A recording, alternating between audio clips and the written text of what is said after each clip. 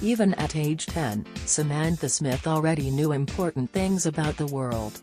She'd studied World War II and the dropping of atomic bombs on Japan. She listened to newscasters speak in dire terms about missiles and the Cold War, and she watched a science program about what would happen to Earth's ecosystems if nuclear war broke out. One morning the Maine schoolgirl woke up wondering if this very day might be the last one for all of humanity. After Samantha confessed her fears to her mother, Jane Smith brought out the November 22, 1982 issue of Time magazine that featured Soviet General Secretary Yuri Andropov on its cover. The new Russian leader had just taken power, and Jane suggested her daughter write him a letter. Samantha did so, asking bluntly, "Are you going to vote to have a war or not? I would like to know why you want to conquer the world, or at least our country." The letter was posted in December 1982, and Samantha continued the normal course of her life until the Soviet newspaper Pravda, the official paper of the Communist Party, published excerpts of the letter several months later, with comments from Andropov himself. Upon learning that her writing had appeared in the paper, Samantha wrote a second letter, this time to Soviet ambassador to the United States Anatoly Dobrynin, wanting to know why Andropov hadn't responded directly to her. On April 26, 1983, the Soviet leader did so, and invited Samantha and her family to visit the USSR. "You will find out about our country, meet with your contemporaries, and see for yourself. In the Soviet Union, everyone is for peace and friendship among peoples," Andropov wrote in Russian, accompanied by an English translation. So began the unlikely adventures of Samantha Smith, dubbed America's youngest ambassador by the press, as she took up Andropov's offer and visited in July of 1983. While her visit to the Soviet Union had little impact on the policy decisions of Andropov and President Ronald Reagan,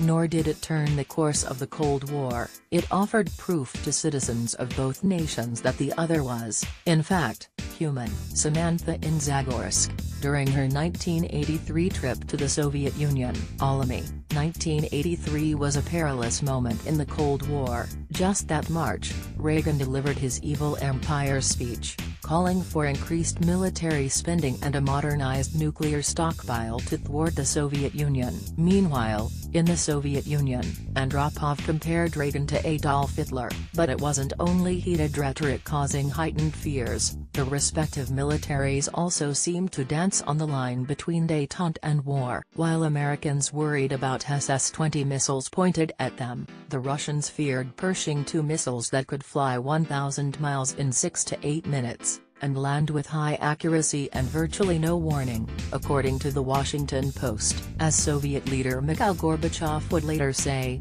"Never, perhaps, in the post-war decades was the situation in the world as explosive and hence, more difficult and unfavorable, as in the first half of the 1980s."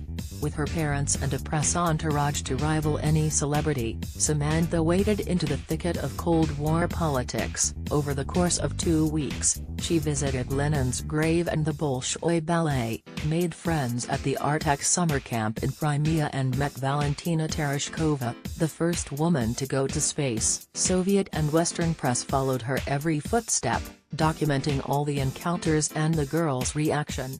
"Some people have the wrong impression about the Soviets," Samantha told the reporters. "They want peace like I do."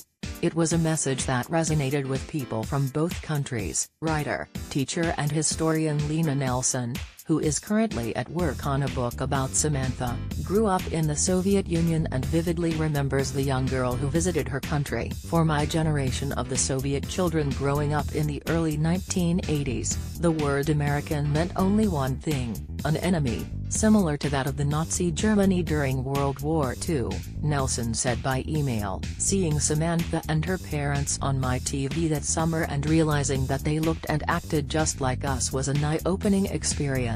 It was hard to think of Americans as enemies." The media fascination with Samantha's story only increased after the Smiths returned home. She appeared on The Tonight Show with Johnny Carson, interviewed Democratic presidential candidates for the brand new Disney Channel, and began writing her own book. In interviews, Samantha described the Russian kids being just the same as those she knew in the United States, and said, "They were just really nice people to me."